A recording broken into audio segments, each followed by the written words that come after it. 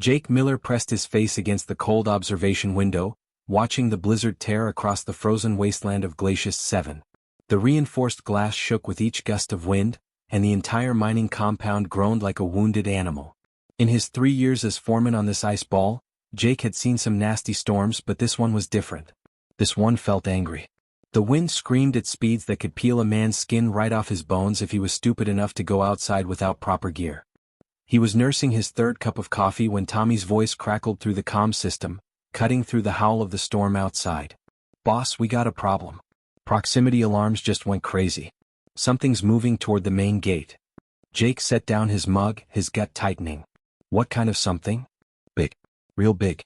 3 signatures showing up on thermal. And boss? They ain't human." Jake felt his blood run cold. They were sitting 40 kilometers from the nearest human settlement, alone on a planet where nothing bigger than ice rats was supposed to exist.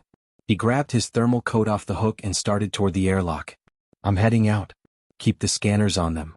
"Jake, maybe we should just lock down and wait it out," Tommy suggested, his voice tight with worry. "Can't do that. If something's out there in this storm, it's probably dying." Jake pulled on his insulated gloves. "Get everyone to the ready room.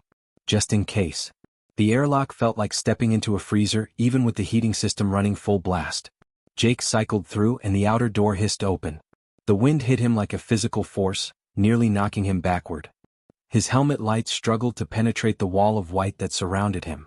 Snow and ice pelted his suit with a sound like 1,000 tiny hammers. He took 3 steps from the airlock and stopped dead. Through the swirling chaos of the blizzard, 3 shapes emerged. They were huge, easily over 7 feet tall, moving slowly through the knee-deep snow. At first, Jake thought his eyes were playing tricks on him. The shapes looked wrong, too big, too strange. Then the wind shifted for just a moment and he saw them clearly. Dragons. Actual living, breathing dragons. Their scales were black as midnight, covered in a layer of frost that made them shimmer in his helmet lights. They moved like they were wading through deep water, each step a struggle. These were Drakari, the warrior race that had burned 3 human colonies to ash in the border wars. Jake had seen the footage. Everyone had. The Drakari didn't negotiate. They didn't compromise. They conquered. His hand dropped to the plasma cutter on his belt, fingers wrapping around the grip. His heart hammered against his ribs. The biggest dragon raised both clawed hands, palms facing forward. The universal sign for peace. A translator device on his chest flickered to life, turning his deep, rumbling voice into English. "Human. My name is Tharn. This is Lyra, my mate, and our son Pip. Our ship crashed in the storm. We have no shelter. No heat. We will die before morning comes." The dragon paused, and Jake saw something in those amber eyes he hadn't expected. Fear. Desperation. "We ask for your help." Jake could tell this was killing the dragon. The Drakari were proud as hell. Everyone knew that. They were warriors, conquerors, the kind of species that would rather die than admit weakness. But here was Tharn, standing in a blizzard, asking a human for help. Behind Tharn, the smaller dragon swayed like a drunk man. The kid couldn't have been more than a teenager in dragon years.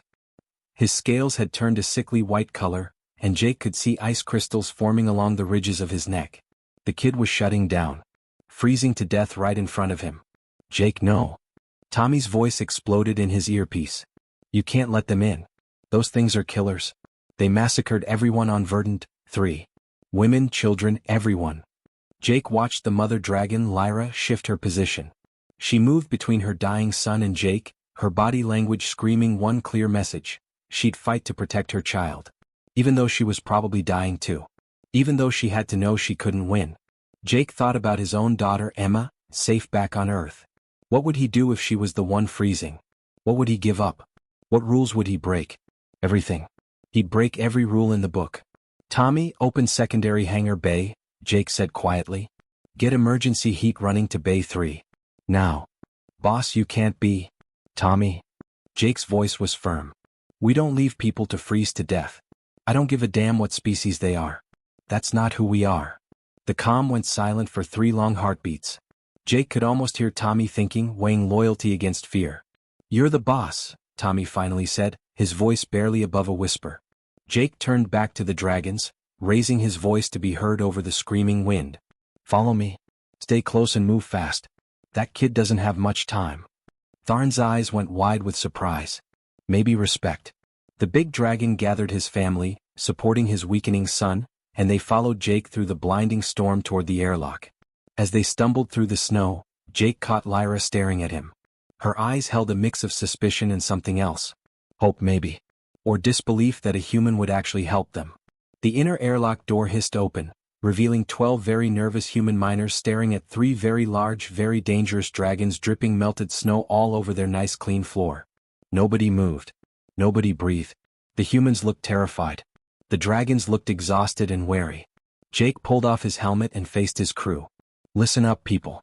We've got guests until this storm passes. I want heating units in Bay 3 right now.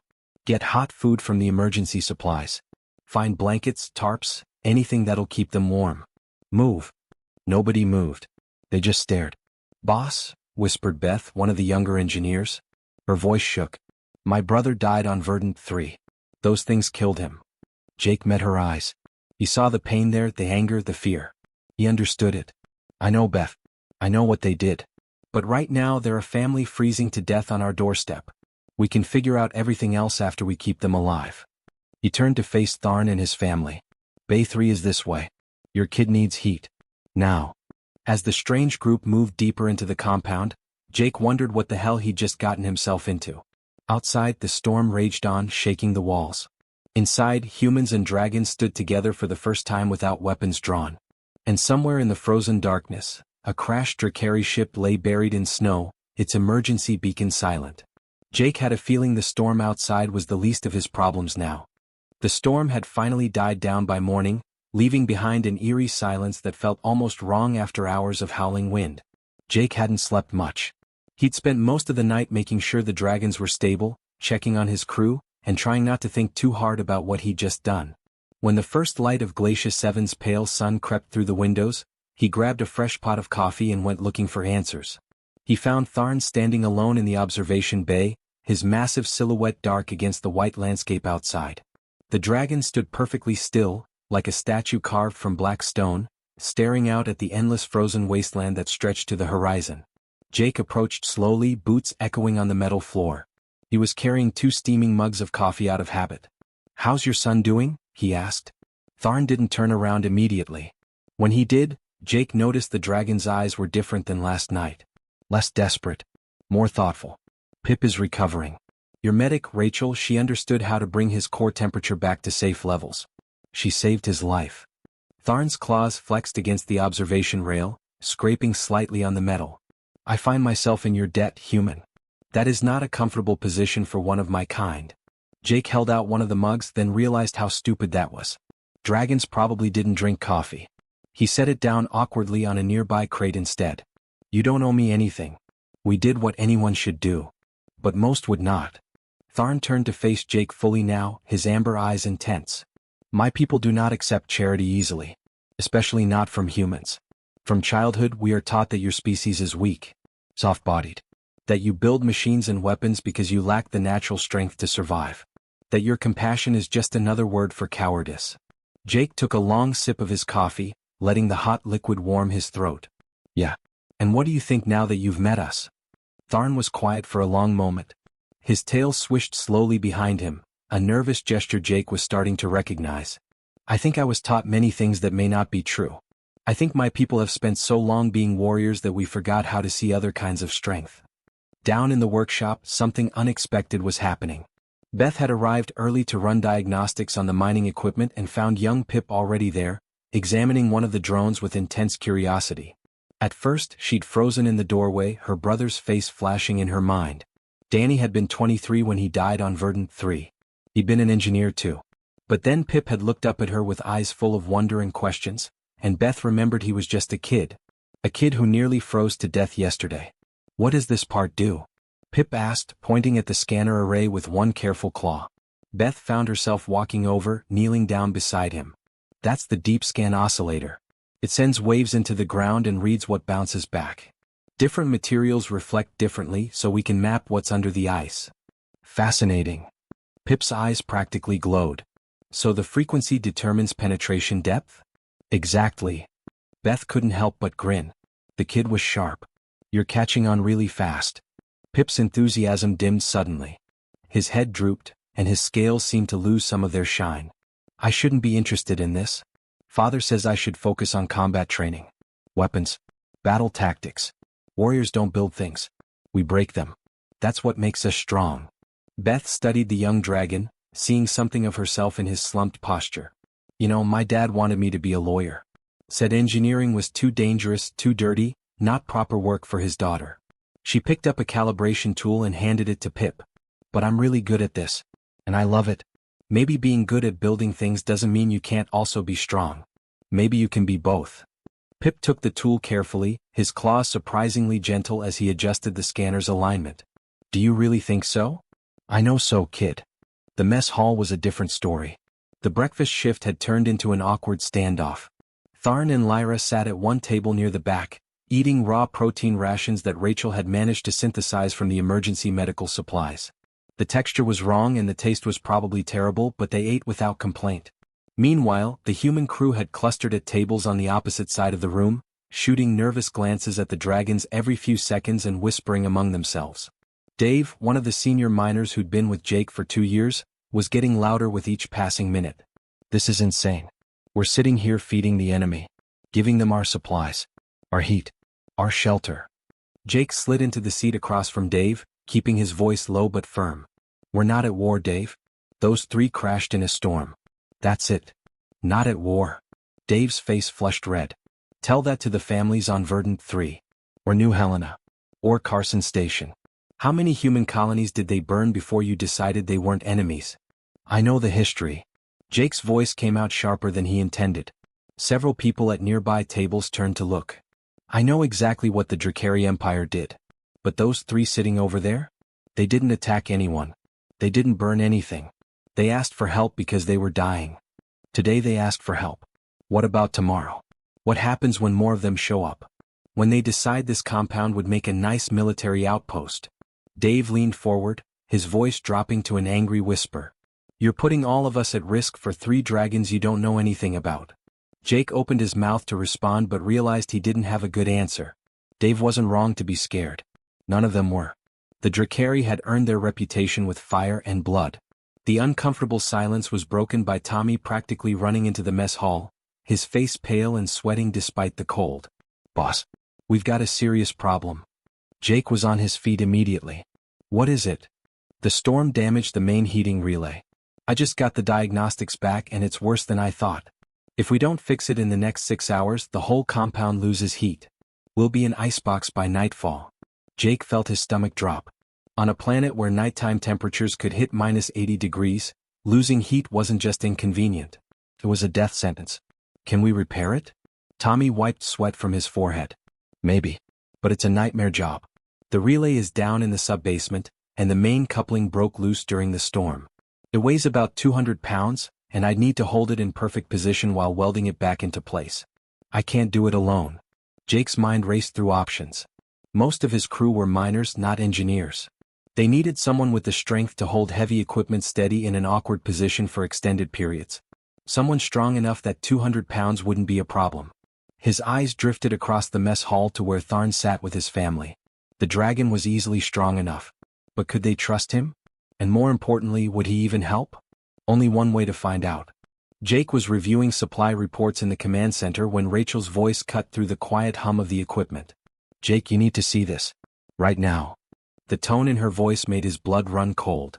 He crossed the room in 3 quick steps and looked at the long-range scanner display. 3 massive signatures were descending through Glacier 7's atmosphere, burning bright on the screen. Military vessels. Big ones. Are those what I think they are? Tommy asked, his voice barely above a whisper.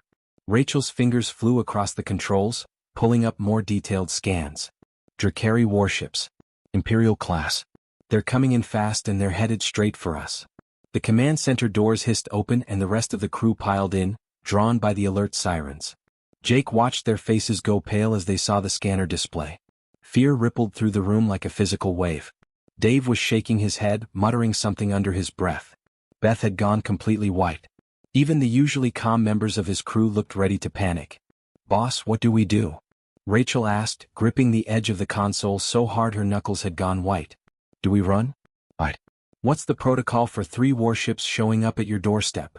Jake didn't answer immediately. His mind was racing, trying to piece together what was happening. The Drakari Empire didn't just send warships to random mining facilities. Not unless they were looking for something. Or someone. The doors opened again and Tharn entered with Lyra close behind. The moment the big dragon saw the scanner display, he froze. His scales seemed to lose their shine and his tail went rigid. Lyra made a small sound, something between a gasp and a whimper. "You knew they were coming?" Jake said, his voice hard. It wasn't a question. Tharn couldn't seem to take his eyes off the screen. "I hoped we would have more time." "Time for what?" Jake crossed the room, getting right in Tharn's face despite the size difference. "Start talking. Right now. What the hell is going on?" The dragon's proud posture, the one Jake had seen him maintain even while begging for shelter, finally crumbled.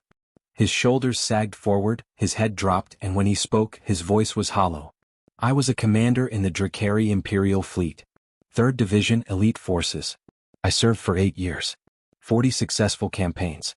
I was considered one of the rising stars in the military hierarchy." "Get to the point," Dave snapped from across the room. Tharn took a deep breath, and Jake saw something he'd never expected to see in a Drakari warrior. "Shame. 6 months ago my superiors gave me orders. There was a human agricultural colony on the border of contested space. Small place. Maybe 2,000 people living there. Farmers. Teachers. Families raising children. They had rejected the Empire's protection treaties. Refused to acknowledge Drakari authority in the sector." The room had gone deathly quiet. Everyone was staring at Tharn now. The Empire wanted to make an example. Wanted to show what happens when colonies refuse to cooperate. "My orders were clear. Blast the planet. Kill everyone. Leave nothing but ash and a warning to other colonies." Tharn's claws scraped against the metal floor. 2,000 civilians. Including 300 children under the age of 10. "Jesus Christ," Tommy whispered. Jake felt like someone had punched him in the gut. "What did you do?" "I refused." Tharn finally looked up, meeting Jake's eyes.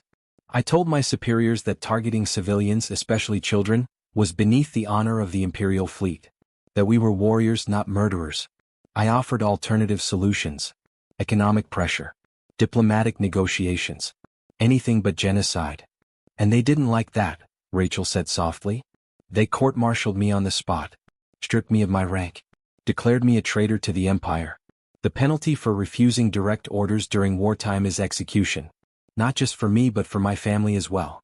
The Empire believes that traitor bloodlines must be completely erased." Tharn looked at Lyra and then toward the door where Pip was probably still in the workshop with Beth.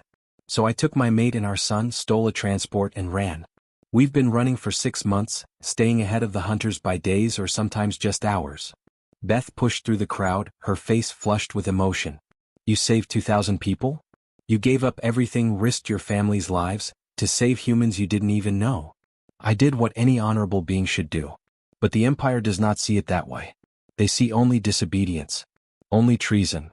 "The crashed transport," Jake said, pieces clicking together in his mind. "That wasn't storm damage. No. They finally caught up to us. Shot down our engines just before we entered the atmosphere. We crashed hoping the storm would hide our heat signatures long enough to make repairs and run again. Instead." Tharn's voice softened slightly. "Instead, we found something I did not expect to find anywhere in this galaxy. We found mercy. From humans. From the very species my Empire wanted me to slaughter." The long-range communication system suddenly crackled to life, making everyone jump. A harsh, guttural voice filled the room, speaking in the Drakari language. Tharn's translator device picked it up and rendered it into English, the mechanical voice somehow making the words even more menacing. "Human mining facility. This is Imperial Commander Voss of the Drakari 3rd Fleet. We are tracking fugitives who crashed in your sector. The traitors Tharn, Lyra, and their spawn are to be surrendered immediately for execution. You have 10 minutes to comply, or you will face severe consequences under Drakari military law. This is not a negotiation." Jake looked around at his crew. He saw fear in every face. Dave looked like he might throw up. Tommy was gripping a console for support. Rachel's hand trembled as she reached for the comm controls. Jake grabbed the transmitter before she could. "This is Foreman Jake Miller. This facility is sovereign human territory operating under the Outer Rim Mining Charter. You have no legal authority here, Commander." There was a pause. Then Voss's voice came back, dripping with contempt. "Do not test me, human. The fugitives are Drakari citizens accused of high treason against the Empire. We have every right to retrieve them. Surrender them now. Jake looked at Tharn. The dragon stood perfectly still, resignation in his eyes. He'd clearly been expecting this moment. Probably knew it was coming since the day he crashed on this frozen rock. Then Jake looked at Pip's empty chair in the corner where the young dragon usually sat when visiting the command center. He thought about the kid in the workshop right now, probably learning about calibration frequencies from Beth. Probably smiling and asking 1,000 questions like curious kids do.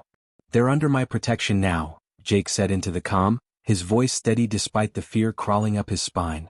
The silence that followed felt like it lasted forever. When Commander Voss spoke again, his voice was dangerous and cold. You would start a war over 3 traitors? You would risk your life and the lives of your crew for fugitives? For Drakari? Jake looked at Tharn, then at Lyra. He thought about everything Tommy had said about Verdant, 3, about all the legitimate reasons his crew had to hate the Drakari. About the thousands of humans who had died in the border wars. And then he thought about Tharn refusing to kill 2,000 people, including 300 children. He thought about doing the right thing even when it cost everything. If that's what it takes, Jake said quietly and cut the transmission. The command center erupted. Dave was on his feet, his face purple with rage or fear or both. Boss, you just threatened a warship. 3 warships. We're a mining facility. We've got plasma cutters and survey drones and some guys with wrenches. We don't have weapons. We don't have shields. We don't have anything. I know exactly what we've got, Dave. Then you know we're all dead. They're going to blow this facility into atoms. The next hour crawled by like a wounded animal. Jake sat in the command center staring at the scanner display, watching those 3 Drakari warships hold position in orbit like vultures circling a dying man. The weapons arrays on those ships were hot, ready to fire, but for some reason they were waiting. The mining guild's corporate lawyers were up there somewhere, arguing with Drakari diplomats through encrypted channels, playing a game of politics while Jake and his crew sat on the surface wondering if they were about to be vaporized. Tharn paced back and forth across the command center like a caged tiger. His tail swept from side to side with each step, nearly knocking over equipment. The big dragon looked like he was barely holding himself together. Every few minutes he'd stop, stare at the scanner showing those warships, and Jake could see the calculations running behind those amber eyes. Tharn was a military commander. He knew exactly how this usually ended. Lyra sat in the corner with Pip pressed against her side, whispering to him in their native language. The words were soft and musical, nothing like the harsh military Drakari that came through the translators. Jake didn't need to understand the language to know what she was saying. She was comforting her son. Maybe telling him it would be okay, even though she probably didn't believe it herself. The human crew had spread out around the room, maintaining what Jake called a nervous vigil. Everyone jumped at every beep, every alert, every tiny sound the equipment made. Beth stood near Pip, one hand resting on the young dragon's shoulder. Tommy kept checking and rechecking the same systems over and over, needing something to do with his hands. Dave sat slumped in a chair, looking like he'd aged 10 years in the last hour. Rachel never took her eyes off the communications console, waiting for the call they all knew was coming. When the comm finally chimed, everyone in the room flinched. A crisp, professional voice filled the space. The kind of voice that came from someone used to making decisions that affected thousands of lives without losing a second of sleep. Foreman Miller, this is Director Walsh from Guild Central Command. We've concluded negotiations with representatives from the Drakari Empire. Jake's hand gripped the edge of the console so hard his knuckles went white. What kind of negotiations? We've reached what we believe is a mutually beneficial agreement. The Empire has agreed to grant the Mining Guild limited extraction rights to 3 previously restricted off-world mineral deposits. High-value resources. This is worth billions in potential revenue over the next decade.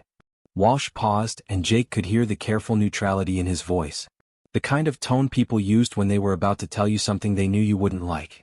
In exchange for these concessions, the Guild has agreed to a policy of non-interference in Drakari internal affairs.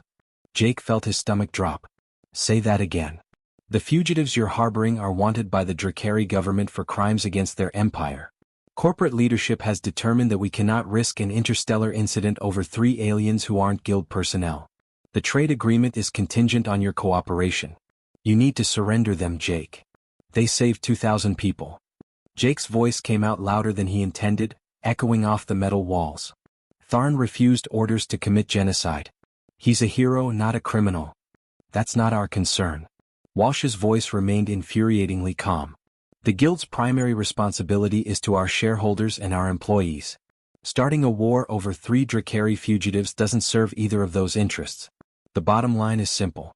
You hand them over, everyone lives and business continues as usual. You refuse and those warships open fire. They'll destroy the facility, kill everyone inside, and the Guild loses a valuable operation plus 17 personnel. The math isn't complicated. The math. Jake felt rage building in his chest. We're talking about people's lives. We're talking about making the smart choice. You have 10 minutes to comply. I suggest you use them wisely. The transmission cut off with a sharp click. Jake stood there staring at the dead comm unit for several seconds. When he finally turned around, every person in the room was watching him. Humans and dragons alike, all waiting to see what he would do. The weight of their stares felt heavier than the entire facility pressing down on his shoulders. I won't hand you over, Jake said, looking directly at Tharn. His voice was quiet but rock-solid steady. Corporate can fire me. They can blacklist me from every mining operation in the Outer Rim. They can make sure I never work another day in space. I don't care. You 3 came to us for help. You were dying in a storm and we brought you inside. I'm not going to be the one who sends you to your execution now. Rachel started to say something, probably something sensible about how they needed to think this through, but Tommy cut her off. I'm with the boss. The engineer's voice was firm. We don't hand over people who saved kids from being murdered. That's not who we are. Me too, Beth said immediately, standing up straighter. What Tharn did took more courage than anything I've ever seen. I'm not abandoning him now. One by one the rest of the crew spoke up. Some voices were strong, some were shaky, but they all said the same thing. They were staying. They were fighting. Even Dave, who'd been against the dragons from the beginning, slowly raised his hand after a long internal struggle. Yeah, all right. I'm in too. This is probably the stupidest thing I've ever done, but I'm in. Tharn stared at them all like he was seeing something he'd never witnessed before. His translator device trembled slightly on his chest as he tried to form words. You would sacrifice everything? Your careers? Your safety? Your very lives? For us? For dragons? For your enemies? Jake managed a small, tired smile. Apparently so. Though I'll admit I'm fresh out of ideas on how we actually survive this, so if anyone's got suggestions, now would be a great time. The comm system crackled to life again, and this time it was Commander Voss speaking directly, his voice dripping with contempt and barely restrained violence. Human Foreman. My patience has reached its end. You have 10 minutes to surrender the fugitives. Not 11 minutes. Not 15 minutes. 10. If those traitors are not standing outside your facility when time expires, I will open fire on your position. I don't care about your geological anomalies or your corporate protections. The Drakari Empire does not negotiate with traitors or those who protect them. 10 minutes. Choose wisely. The channel went dead, leaving only static. Tommy let out a long breath. Well, that's not great. Jake's mind was racing, trying to find some angle, some solution, anything that might get them out of this alive. They couldn't fight 3 warships with mining equipment. They couldn't run, not on a planet where the nearest settlement was 40 kilometers away and those warships could track them anywhere. They couldn't hide. They couldn't negotiate. They were out of options. Wait.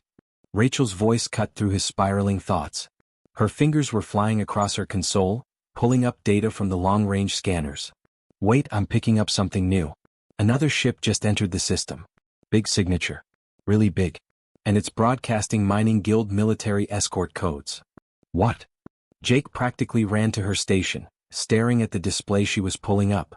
A massive vessel was burning through space toward Glacius 7, its engines running hot enough to show up bright white on the thermal scanners. It was one of the Guild Enforcer-class warships, the heavy military vessels that mining corporations kept around to protect their interests in disputed territories. These weren't common ships. The Guild only had about 20 of them spread across the entire Outer Rim, and they only deployed them when serious money or serious politics were involved. This one was enormous. It dwarfed the 3 Drakari warships like a grown man standing next to children. The comm system exploded with a new voice, female and hard-edged with authority. Drakari vessels, this is Captain Lisa Grant of the Guild Enforcer Valiant. You are in violation of the Outer Rim Accords, Section 7, Subsection 3, by threatening an authorized mining facility operating in neutral space. Power down your weapons immediately and withdraw to a distance of no less than 10,000 kilometers, or I will interpret your actions as hostile intent and respond with appropriate defensive measures. Jake felt hope surge through his chest for the first time in an hour. 6 months had passed since the standoff with the Drakari warships, and Jake barely recognized the mining facility anymore. What used to be a simple operation with basic living quarters and a small workshop had transformed into something completely different. The compound now sprawled across half a kilometer of frozen landscape, with new buildings connected by heated tunnels. There were expanded living quarters that could house 3 times the original crew, a workshop that had been upgraded with state-of-the-art equipment, and most impressively, a proper engineering laboratory that Pip had designed himself with Beth's guidance. Jake walked through the main corridor early one morning, his boots echoing on the metal floor. He nodded to crew members as he passed, some human, some Drakari. It still felt strange sometimes seeing dragons and humans working side by side, sharing coffee in the mess hall, arguing about sports teams from their respective homeworlds. Word had spread fast through the galaxy about the human foreman who'd sheltered Drakari fugitives and stared down 3 warships without blinking. The story had gotten bigger with each retelling, turned into something almost legendary. The mining guild, never once to miss an opportunity, had seized on the publicity. They'd poured money into the facility, turning it into what they called a flagship operation and a shining example of cross-species cooperation. The press releases made it sound noble and idealistic. Jake knew the truth was more complicated.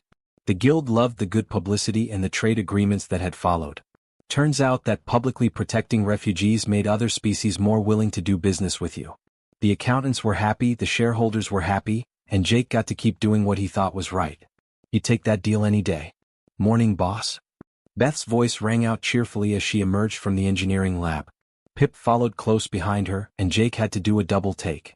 The young dragon had grown considerably in 6 months. He was at least 4 inches taller now, his scales had deepened to a richer shade of black, and he moved with more confidence. He was wearing a custom-made tool belt around his waist, loaded with calibrators and diagnostic equipment. The belt had been specially designed to fit a dragon's build, and Pip wore it like a badge of honor. Morning, you two. What crazy project are you working on now? Pip's eyes lit up with enthusiasm. We're building an improved thermal scanner, boss. It uses a completely different oscillation pattern that can detect mineral deposits twice as deep as the old models. Beth thinks if we can refine the frequency modulation and adjust the... Whoa, slow down there, kid. Jake held up his hands, laughing. You lost me about 3 words into that explanation. I'll take your word for it. Just promise me you won't blow up my facility. That was only one time. Pip protested, his scales flushing slightly darker with embarrassment. And I said I was sorry. The pressure calculations were off by a tiny amount. Beth laughed and ruffled the ridges on Pip's head like he was a puppy. He's a natural, Jake. Seriously. I've been talking to some people at Guild headquarters about getting him enrolled in their advanced engineering program next year. They have a campus on New Terra that accepts students from all species. Jake studied Pip for a moment. Your father okay with that plan? The enthusiasm drained from Pip's face slightly. His tail drooped just a bit and his voice became more careful. Father is learning to accept it. It's not easy for him. He tells me that if I must be a builder instead of a warrior, at least I should try to be the best builder in the entire galaxy. He says that excellence in any field requires the same discipline as combat. It was progress, Jake supposed. Small steps. Tharn had integrated surprisingly well into the facility's security team over the past months.